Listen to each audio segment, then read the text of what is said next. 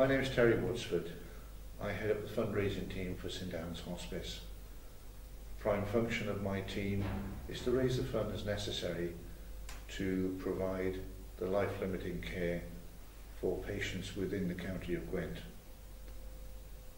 This service is the only inpatient service within Gwent, which has roughly 600,000 population, and we service that with 10 beds. The service itself is well valued within the community and within the health service itself. The unfortunate thing is that it's not fully funded by them. 2/3 of the cost to keep the hospice running has to be found by raising funds through donation, through events, through sponsorship.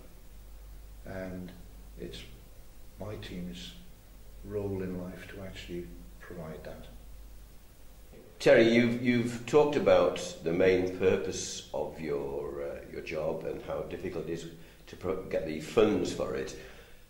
How aware are people in the community of exactly what you do? The awareness of what the hospice actually provides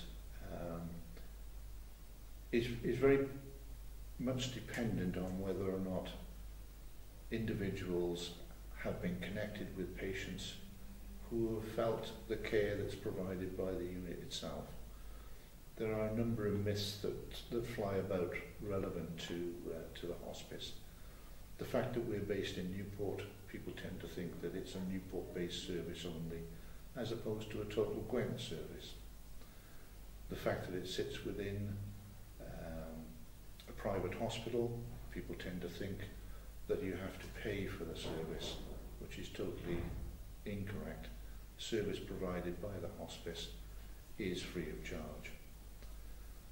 Another myth is the fact that you have it sitting within a hospital grounds that is run by a Catholic order of sisters, that you have to be Catholic to take the actual service itself. Again, this is incorrect. We are multi-denominational. There is no colour, creed, value of a patient taken into account. It's taken purely on medical need. I learned today that a myth that I had about the place, which was that it was totally to do with cancer, but that's not true, is it? No, that's not true. It's any life-limiting illness. Cancer obviously is a predominant one of those, but it can be things like motor neuron disease, heart disease, chest disease, anything that has a known life-limiting factor for a patient is one of the criteria that will allow them to be referred in and cared for within the hospice itself. And all your patients are referred? They are very much so. They're all referred by their consultants, by their doctors, or by other external agencies working within the community. Another myth, Terry, is the fact that people who come here, this is their last resting place, and they come here to pass away. But that's not true either, is it? No, it isn't. When I first started working here, something like 6 years ago, one of the statistics that came through which shocked me was that 50% of our patients actually come in and go back home. And basically what the unit can do for them is it can monitor changes in their medication might be out of kilter with their pain profile. They'll come in, they'll be monitored 24/7 to look at the effect of a change of medication. And once that's stabilised, they'll go back out again. So it isn't always the place that somebody comes to spend their last days with us. I suppose that promotes other misnomers and myths again, that people think that the hospice is purely about dealing with passing, and it's not.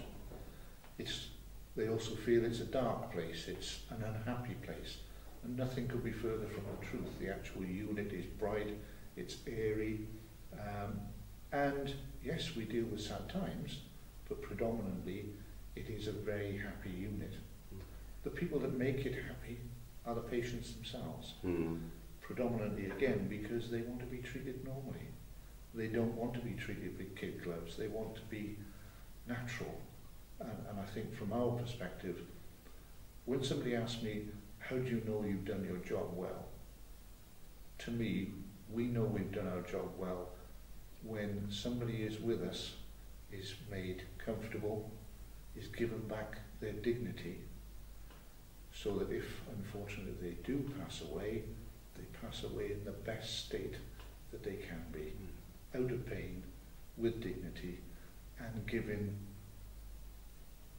I suppose, the best memory that their families can have of that individual at that sad time. And that's very important to us, certainly. Now, the bottom line for you is that apart from whatever else you do, it's your job to raise money to help this place survive. Yeah. What are your needs, and what do you hope for in terms of donations, events, and any other means of making that money?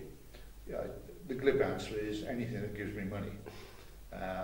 But obviously there are drivers to that, from things like people leaving us legacies, from the team and I putting on events, people supporting those events, coming along, buying tickets, people doing third-party events, holding events themselves, coffee mornings, having a disco, anything that really drives the ability to raise funds for us is key to us succeeding in keeping the unit open. Simplistic things like a business having one of our collection boxes on their reception area, a sports club, a pub, all those things that I suppose because we are a small team, the more we can grow that team by other people, other businesses doing things for us, means that we can get on with the job of raising funds in a different way.